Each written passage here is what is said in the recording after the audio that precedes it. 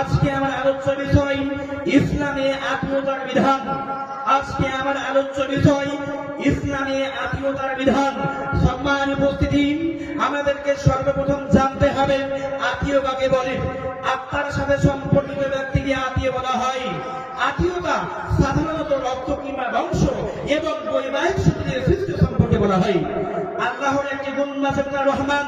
এই শব্দটি রেহমুন ধাতু হতে উৎপত্তি, যার অর্থ আত্মীয়তা। আত্মীয়তা দুটি পক্ষ রয়েছে, একটি পিতার পক্ষ আর একটি মাতার পক্ষ।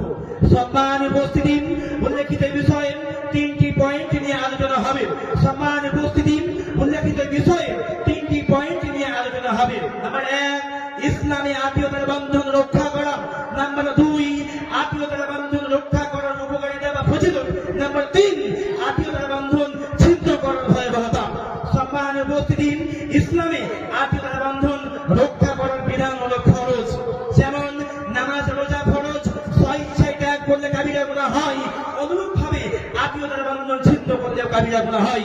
এই মর্মে আল্লাহ রাব্বুল আলামিন বলেছেন, আত্তাকুল্লাহাল্লাযী তাসাআলুনা বিহি ওয়াল আরহাম ইন্নাল্লাহা কানা আলাইকুম রাকীবা। তোমরা সেই আল্লাহকে ভয় করো যার নামে তোমরা পরস্পরের নিকট হক চেয়ে থাকো, এবং আত্মীয়তার সম্পর্ক ছিন্ন করাকে ভয় করো। নিশ্চয় আল্লাহ তাআলা তোমাদের প্রতি তীক্ষ্ণ দৃষ্টি রাখেন।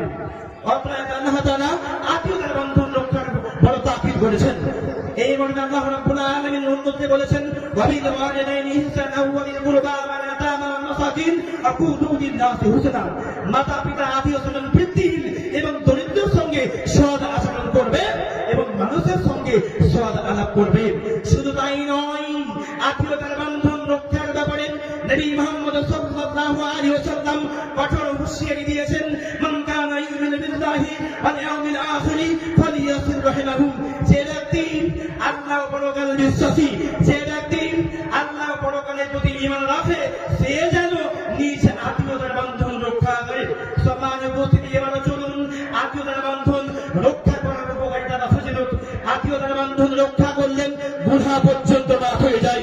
হাদিসটি উল্লেখ আছে সুনানে তিরমিজি, হাদিস নাম্বার 1904। আব্দুল্লাহ ইবনে ওমর রাদিয়াল্লাহু তাআলা আনহু বলেন, নবী করিম সাল্লাল্লাহু আলাইহি ওয়াসাল্লামের কাছে এক ব্যক্তি এসে বলল, হে আল্লাহর রাসূল, আমি একটি বড় গুনাহ করে ফেলেছি, সুতরাং আমার জন্য কি তওবা আছে? রাসূল সাল্লাল্লাহু আলাইহি ওয়াসাল্লাম তাকে জিজ্ঞেস করলেন, তোমার কি মা আছেন? সে ব্যক্তি বলল, জি না। রাসূল আবার জিজ্ঞেস করলেন, তোমার কি খালা আছেন? সে ব্যক্তি বলল, জি হ্যাঁ। রাসূল সাল্লাল্লাহু আলাইহি ওয়াসাল্লাম বললেন, অতঃপর তুমি তার সঙ্গে সৎ আচরণ করবে। সুতরাং আত্মীয়র সঙ্গে সৎ আচরণ করলে গুনাহ পর্যন্ত মাফ হয়ে যায়। সম্মানিত উপস্থিতি, আত্মীয়তার বন্ধন রক্ষা করলে রিজিক ও হায়াত দীর্ঘায়িত হয়। হাদিসটি উল্লেখ আছে সহিহুল বুখারী, হাদিস নাম্বার 4830। আনাস রাদিয়াল্লাহু তাআলা আনহু বলেন, নবী মুহাম্মদ সাল্লাল্লাহু আলাইহি ওয়াসাল্লাম বলেছেন, ক্বালা মান আহাব্বা আইয়ুসলাহু ফি রিজকিহি ওয়া ইয়াসালাহু ফি আতারিহি ফালিয়াসিল রাহিমাহু। যে ব্যক্তি পছন্দ করেছেন তার রিজিক ও হায়াত দীর্ঘায়িত হোক, যে ব্যক্তি পছন্দ করেছেন তার রিজিক ও হায়াত দীর্ঘায়িত হোক, সে যেন নিজ আত্মীয়তার বন্ধন রক্ষা করে। শুধু তাই নয়, আত্মীয়তার বন্ধন রক্ষা করলে জান্নাতের পথ পর্যন্ত সহজ হয়ে যায়। হাদিসটি উল্লেখ আছে সহিহুল বুখারী, হাদিস নাম্বার 1396। আবু আইয়ুব আনসারী রাদিয়াল্লাহু তাআলা আনহু বলেন, নবী মুহাম্মদ সাল্লাল্লাহু আলাইহি ওয়াসাল্লামের কাছে এক ব্যক্তি এসে বলল, হে আল্লাহর রাসূল, আপনি আমাকে এমন একটি আমলের কথা বলে দেন যে আমল আমাকে জান্নাতে নিকটবর্তী করবে এবং জাহান্নাম থেকে দূরে সরিয়ে দিবে। রাসূল সাল্লাল্লাহু আলাইহি ওয়াসাল্লাম বললেন, তুমি একমাত্র আল্লাহ রাব্বুল আলামিনের ইবাদত করবে, আল্লাহর সঙ্গে কাউকে শরীক করবে না, নামাজ পড়বে, যাকাত দিবে, আর নিজ আত্মীয়তার বন্ধন রক্ষা করবে। সে ব্যক্তি রওনা দিল। সে ব্যক্তিকে উদ্দেশ্য করে আল্লাহর নবী বললেন, আমার আদিষ্ট বিষয়গুলি সে যদি আঁকড়ে ধরে, আমার আদিষ্ট বিষয়গুলি সে যদি আঁকড়ে ধরে, পরকালে সেই ব্যক্তি জান্নাতে যাবে। সুতরাং আল্লাহর ইবাদতের পরে পড়েন, আল্লাহর ইবাদতের পরে পড়েন, আমরা যদি নিজ আত্মীয়তার বন্ধন রক্ষা করি, আমরা যদি আত্মীয়র সঙ্গে সৎ আচরণ করি, আমাদের জান্নাতের পথ পর্যন্ত সহজ হয়ে যাবে। সম্মানিত উপস্থিতি, এবার চলুন আত্মীয়তার বন্ধন ছিন্নকারী ভয়াবহতা। ইসলামের বিধানে আত্মীয়তার সম্পর্ক ছিন্ন করা জাহান্নামে যাওয়ার অন্যতম এক কারণ। এই জন্য মুহাম্মদ সাল্লাল্লাহু আলাইহি ওয়াসাল্লাম কঠোর হুঁশিয়ারি দিয়ে বলেছেন, লা ইয়াদখুলুল জান্নাহ কাতিউন, আত্মীয়তার বন্ধন ছিন্নকারী জান্নাতে যাবে না।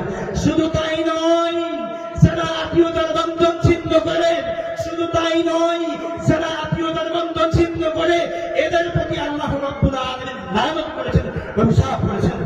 মা আমারাল্লাহু বিহি আন ইউসলা ওয়া ইফসিদুনা ফিল আরদ উলাইকা লাহুমুল লা'নাতু ওয়া লাহুম সুউদ দার। যেই সম্পর্ক অক্ষত রাখতেন, যেই সম্পর্ক অটল রাখতে আল্লাহ তাআলা আদেশ করেছেন, তা ছিন্ন করে এবং পৃথিবীতে অশান্তি সৃষ্টি করে, তাদের জন্য রয়েছে লানত, অভিশাপ এবং তাদের জন্য রয়েছে মন্দ আবাস। সম্মানিত উপস্থিতি, শুধু তাই নয়, যারা আত্মীয়তা সম্পর্ক ছিন্ন করে, আল্লাহ রাব্বুল আলামিন তাদের সঙ্গে সম্পর্ক ছিন্ন করে।